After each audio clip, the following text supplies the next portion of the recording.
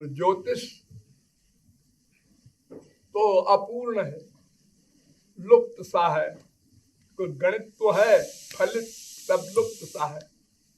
भृगु संहिता सैकड़ों हो गई हमारे देश में, तो उससे कोई लाभ नहीं। भविष्य बताने से कोई लाभ नहीं, भविष्य बनाने से लाभ है। और भविष्य बनाना माने भगवान की उपासना करना, बस और कोई मार्ग नहीं।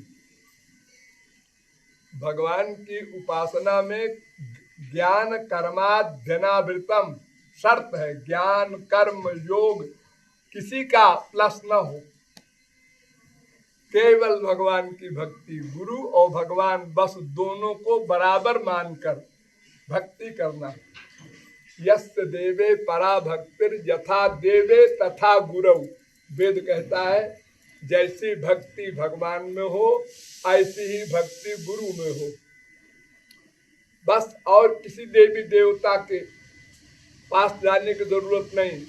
भगवान हर देवी देवता के अंशी हैं और सब उनके अंश हैं, नौकर चाकर हैं।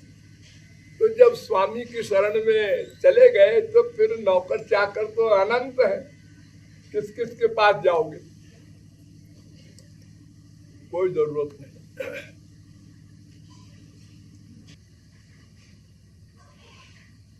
आजकल जो कर्मकांड होता है वो तो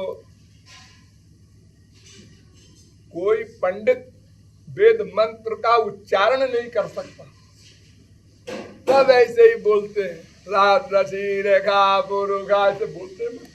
उसमें एक एक अक्षर में स्वर होता है। जैसे गायत्री मंत्र है, अब गायत्री मंत्र याद तो तमाम लोगों को है, लेकिन वैसे बोलना पाप है, अपराध है, दंड मिलेगा। ऐसे जब करे तत्सवितुर्वरेण्यम भर्गो देवस्य ऐसे नहीं बोल सकते। उसका कायदा है तत्सवितुर्वरेण्यम भर्गो देवस्य धीमहि धियो यो न प्रचोदयात्। ऐसे स्वर होते हैं वेद मंत्र में। वैसा न करने से एक राक्षस ने यज्ञ कराया, इंद्र शत्रु विवर्धस्व, ये मंत्र था। उसका मतलब था कि इंद्र का शत्रु बढ़े तो इंद्र मारा जाए। और ऋषि मुनियों को पकड़ के ले आया, जबरदस्ती की यज्ञ करो। ऋषि मुनियों ने कहा ये वेद का तो जानता नहीं, अर्थ वगैरह कुछ उच्चारण वगैरह, तो उन्होंने आद्युदात्त की जगह अंत्योदात्त लगा दिया ऋषि मुनियों ने। तो उसका अर्थ हो गया इंद्र बढ़े।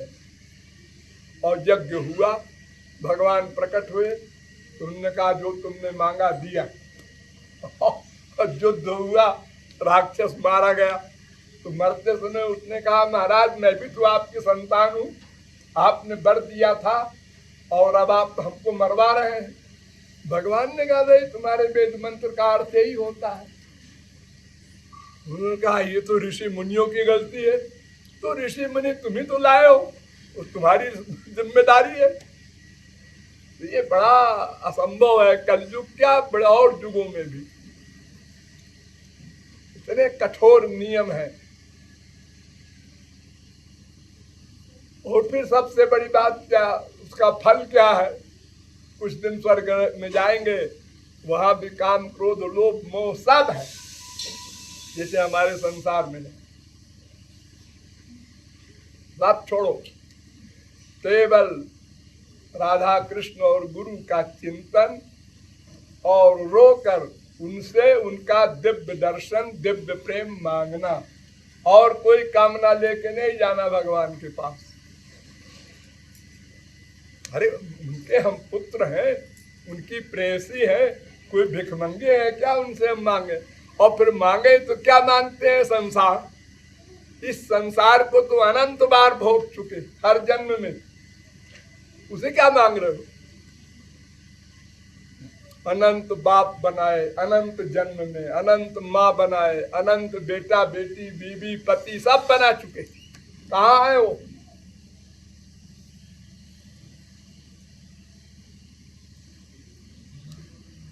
जिसको बनाना चाहिए उसको नहीं बनाया, बाकी सबको बनाया अपना।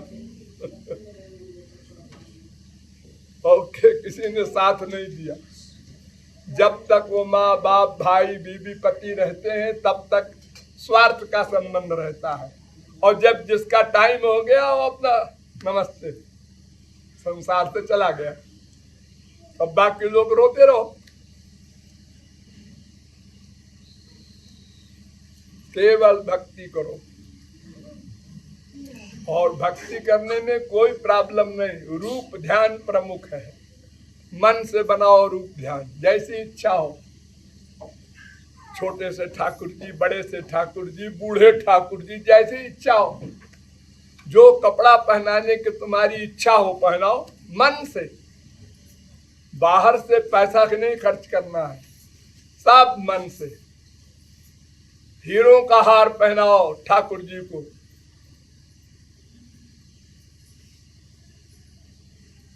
मन ही उपासक है।